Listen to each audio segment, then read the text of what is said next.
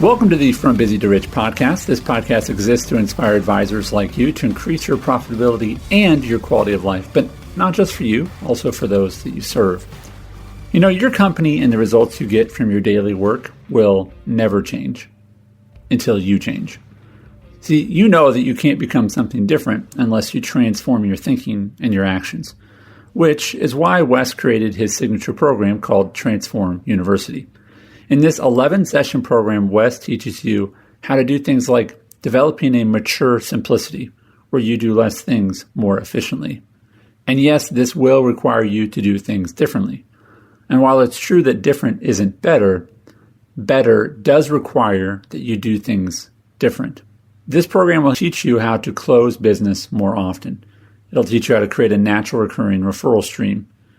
It'll also help you if you want to transition into more of a remote-based practice.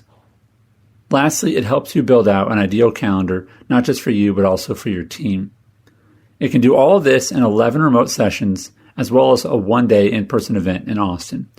If you want to learn more about the program, then just keep listening to this episode where Wes explains even more of its benefits. So, here's Wes Young. Hey, welcome. I am looking forward to engaging in this Transform community, this Transform learning series with you for this upcoming session. I want to tell you a little bit about it. So the heartbeat behind Transform has everything to do with helping inspire you to increase profitability and quality of life for yourself and for everybody that's in your atmosphere of influence. I think of a couple quotes that I think go hand in hand with this.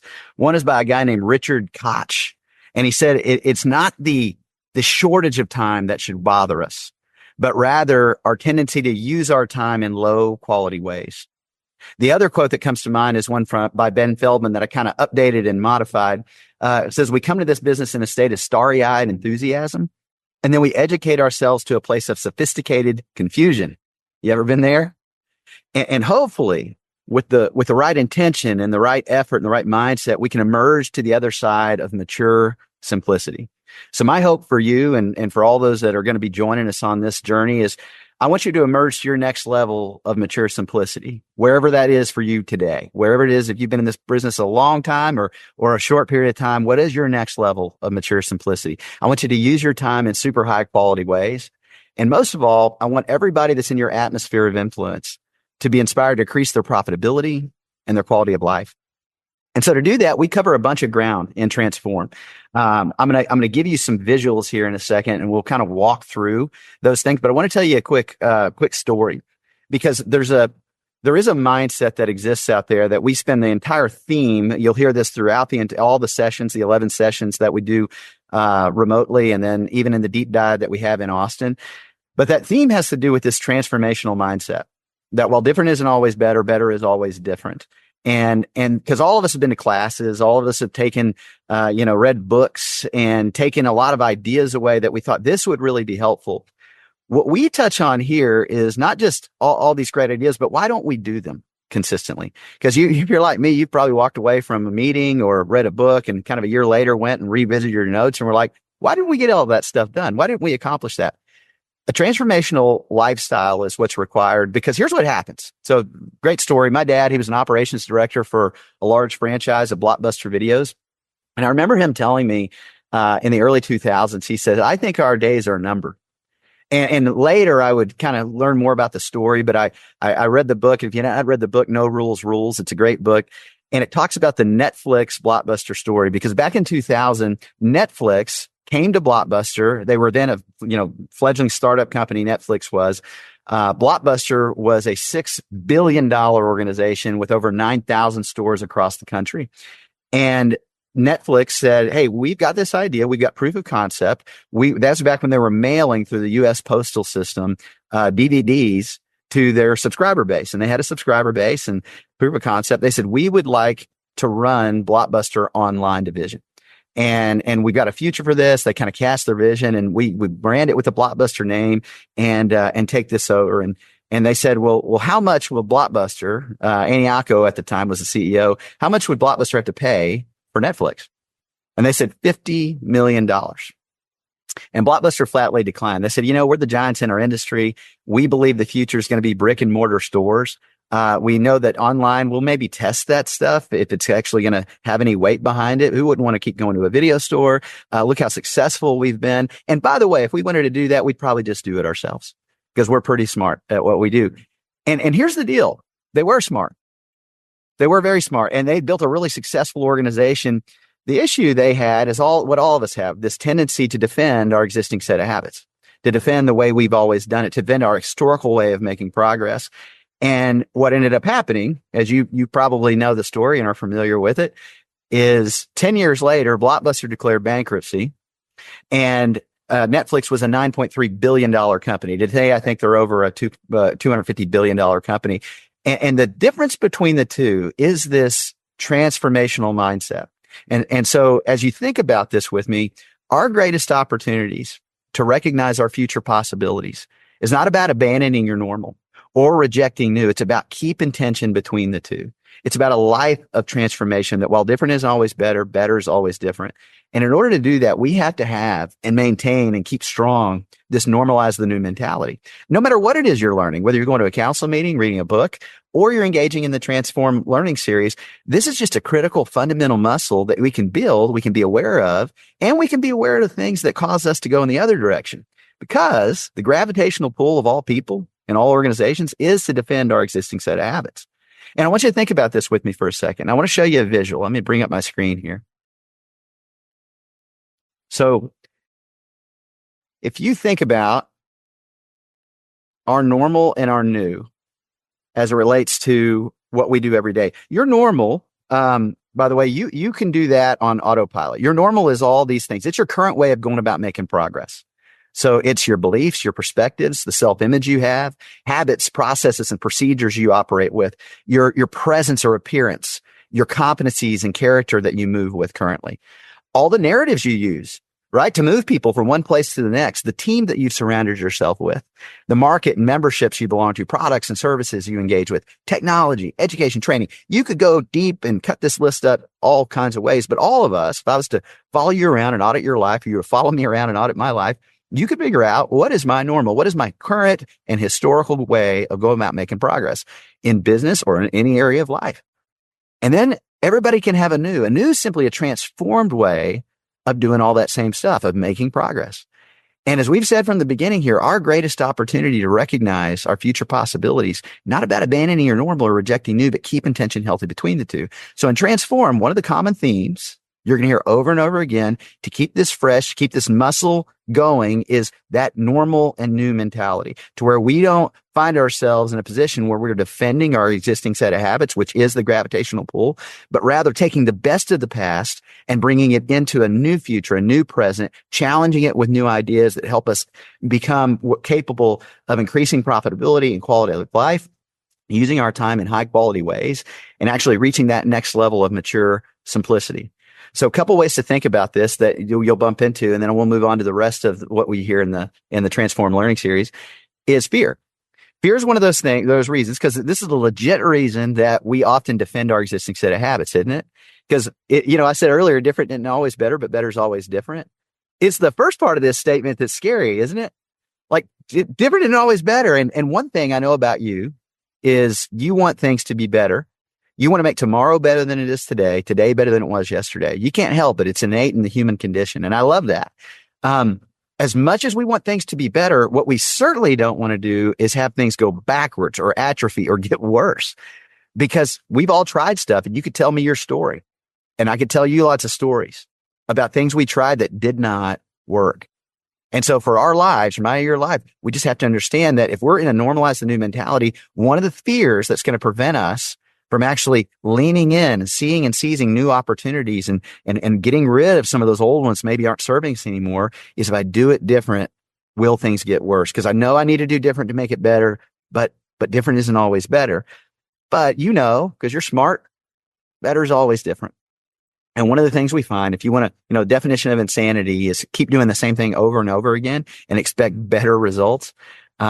I'd like to update that. I think a good definition of insanity is keep doing the same thing over and over again and expect not only and expect better results, expect the same results, because you can keep doing the same thing over and over again and your life will get worse. When's the last time you rented a movie from Blockbuster Video? They kept doing the same thing over and over again. It's just nobody wanted to go to a video store anymore. They became beautifully prepared for a world that no longer existed because there are principles that never change, but how we implement those principles do. Markets, opportunities, technology, all those things enable us to continue to grow and develop into a new way of delivering value and to the markets that we want to serve most. So we've got to understand when you bump up against fear, that's one of those natural guardrails that says, I'm not going to let this get in the way of me normalizing new, of me keeping the tension healthy between the two. The second thing that we bump into, and then we'll move on, is going to be fatigue. And honestly, I think this is the bigger one because you wouldn't be even listening to this if you didn't have a desire to want to try on new activities, new ideas, challenge your normal with new. But isn't it true? You run out of time before you run out of all the ideas and opportunities you could go pursue. I mean, it's just reality. You could fill up your day and your normal. And listen, new ideas, they've never added your bottom line. They've never paid your mortgage, right? They've never sent your child to college. They've never taken you on a vacation or a trip because by the definition, they're new. They're not a part of that. So kind of sometimes we just run in our normal. And we think, well, I'll do the new at the end when I am done with running in my normal. Problem is, you and I can fill up our day with our normal already, and we'll be so fatigued that we can't get to anything else. We tend to pursue the things that scream the loudest, not necessarily the things that actually long-term matter most. And so what we want to do here is recognize that fatigue is going to be a natural part of this. Change is like remodeling a house where you're trying to live in it.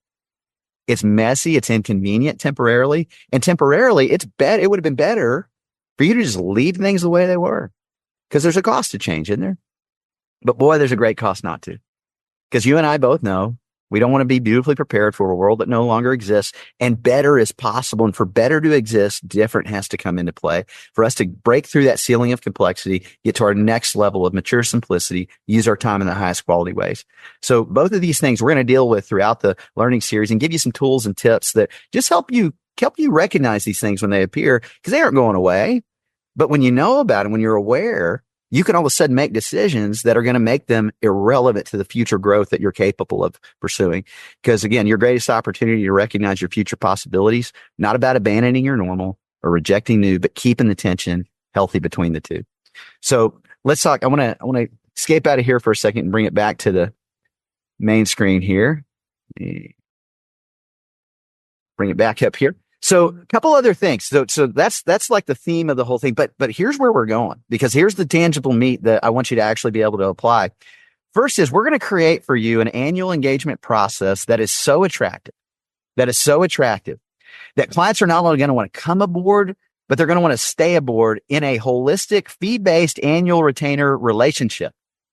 Because in addition to being great at all the transactional work of products and asset management, and you're probably really already good at right now, or hopefully we can help you enhance that, is you're going to be great at something most advisors never become great at because it's not their focus, is at helping them in the transformational side of things, not just transaction, but transformation, helping them think and see and ultimately move far more powerfully. You have advice worth paying for, and they want to pay for that advice, and they're going to be glad to do it. And for some of you, if you're dabbling in that right now, you've kind of tried it on a little bit. We want to really just amplify how you can do that to where it is just a natural part of every single client relationship. You can do this process without charging fees. We just believe that is a unique thing that they're going to want to be a part of. And we listen, plenty of people who are trying to get Eagle, who haven't been Eagle yet, they oftentimes say, Wes, I can't charge the fee yet, but I'm using your process. And man, it is so attractive. They want to continually stay engaged with me just differently than they did before. And they naturally probably will go get Eagle, and they'll probably come and end up engaging that fee-based annual retainer relationship. Here's the other thing. This is a process that's so attractive. It's going to make asking for referrals irrelevant, because you get so many people asking to meet with you, referred from existing clients without you asking. And I recognize that can be a foreign concept somewhere, because we start in this business, we have no clients, right? We have no existing people that we're working with. And we're taught, man, you got to have names coming in, and you do certainly need to meet with people. And I'm going to talk to you about that. But what if you could have just an endless flow of clients? In fact, we almost had a waiting list of clients because your process is so attractive with your existing clients, and the way they talk about you to your their friends, the people in their circles of influence, has those people reaching out to you.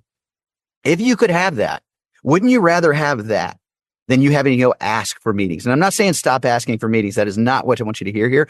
But what I'm telling you is, if you could create a kind of process that's so engaging, so attractive, so influential, that people leaned in and will ask to meet with you, that were ideal for the kind of process that you operate, wouldn't you want that? And I'm going to show you how we've built that and how we do that. Now, other thing I'm going to show you is it's going to be an annual engagement process that is so attractive. It's going to increase the benefit of the doubt factor in what were previously low influence relationships.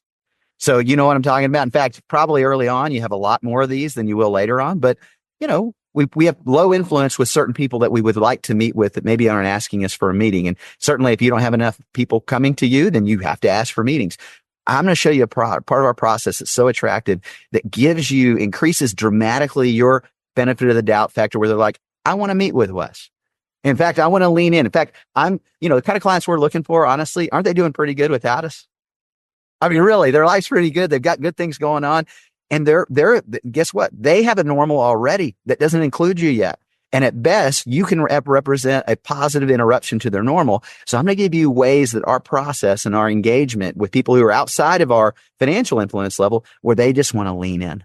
And all of a sudden they give you the benefit of the doubt, which is what we really need. To say, I want to hear what else they have to say. I want to lean in. Even though things are good, I want to interrupt that and give time to something that is outside of my normal and is new. And so I'm going to show you how to do that.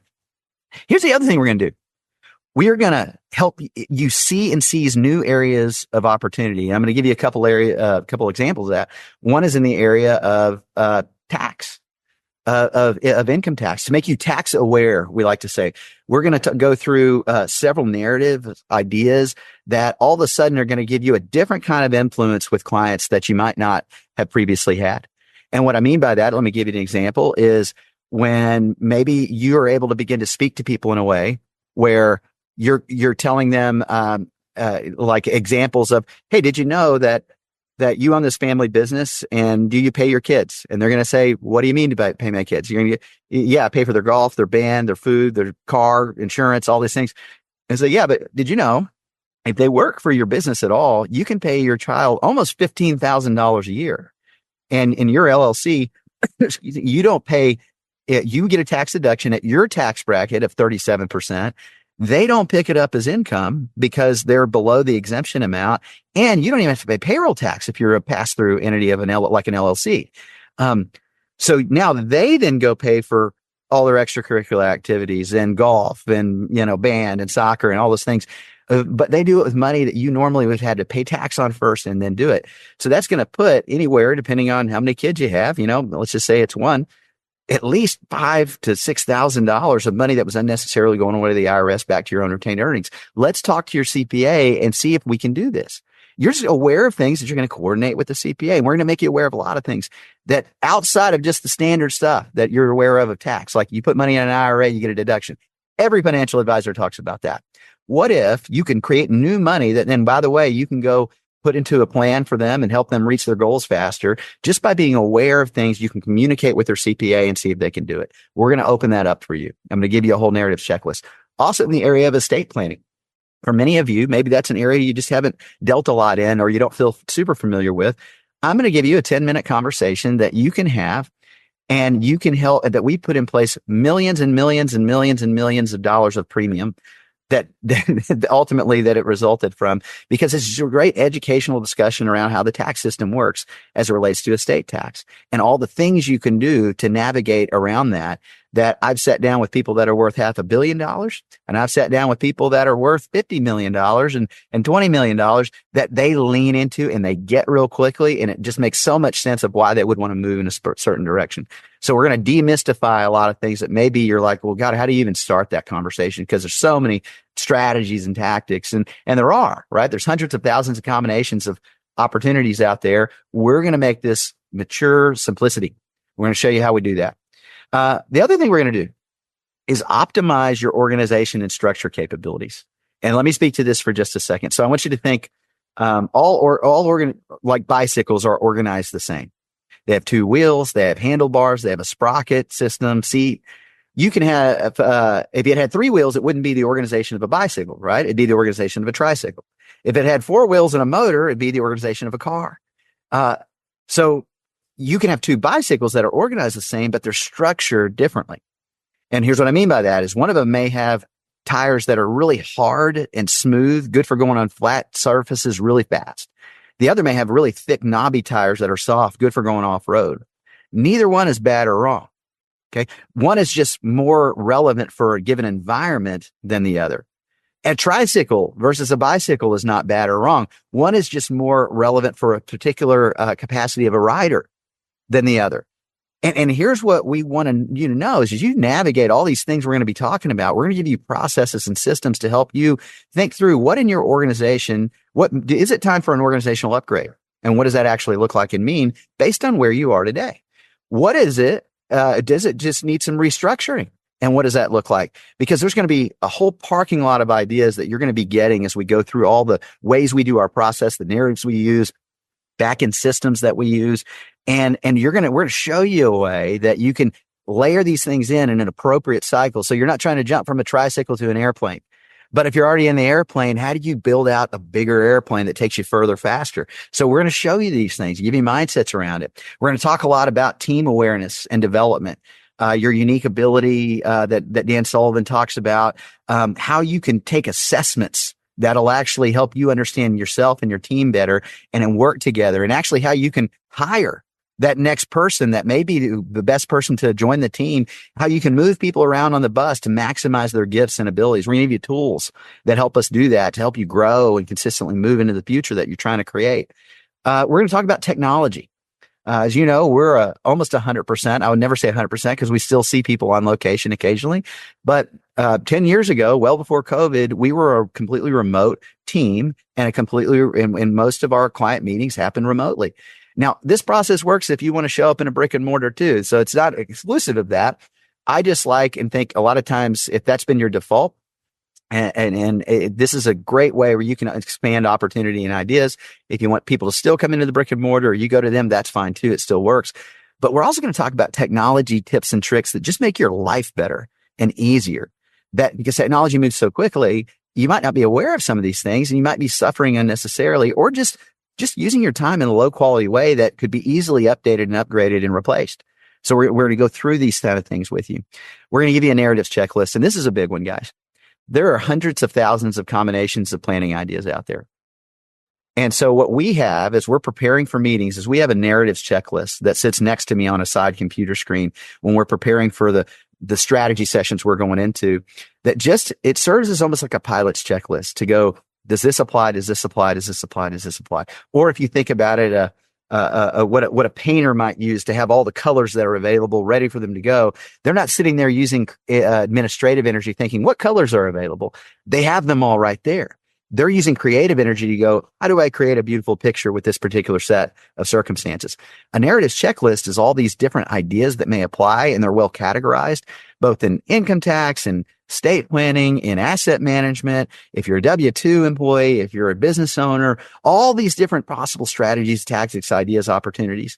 And so that you're not trying to store those things in your head because it's incredibly, inefficient way to use your energy. Because you're finite and I'm finite. We have a limited amount of energy that we have to use. So with that, we're just going to maximize that. Also, what's unique now is you have an electronic version that's going to be available for you in your learning series portal that many of these strategies, and we're adding some all the time, that you just need a quick refresher on what's that bullet point mean?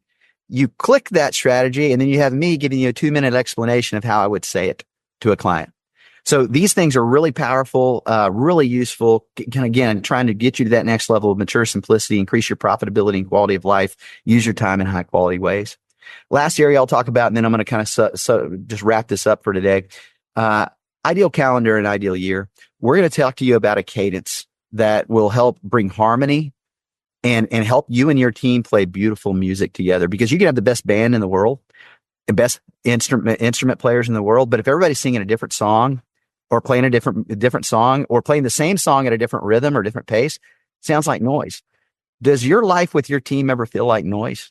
Where it's like We are just, whatever the tallest flame is, that's what we're going to put out. It is fire management, right? And you just feel like you're always in a hurry, never on time. We want to bring some synergy and some rhythm and some tranquility, frankly, to the day-to-day operation and yearly cadence to that operation, because most of the time, advisors, every week is Groundhog Day, right? Every day is Groundhog Day. It's the same day over and over again. And we want to change that up because you need rhythm and you need seasons as you navigate your future in life. So we're going to go through all that. So listen, here's where we go next. We're going to have 11 sessions that you're going to be a part of. You can click to register and sign up for what we're doing here. And those 11 sessions are all remote. They're all recorded. They're uploaded into your portal when we're done. Always love you to participate in the live sessions because we'll have Q&A after. But I understand 11 sessions, sometimes you got to miss one. But more often than not, though, here's the power in this is not only do you do the live session, but how do we learn? Repetition and application. And then going back as an educated observer of having tried to apply it and listening again. So over and over again, I want you to go back, rewatch, relearn, rewatch, relearn. So those are all going to be available for you there, as well as all the assistant like tools that we use along the way. We'll upload into the sessions that we talk about those tools.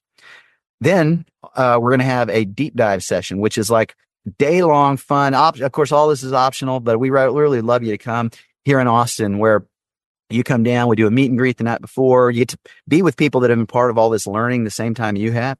And then we're going to be engaging in a day long of just a lot of fun activity to build on the foundation of learning that you've come throughout the last 11 sessions.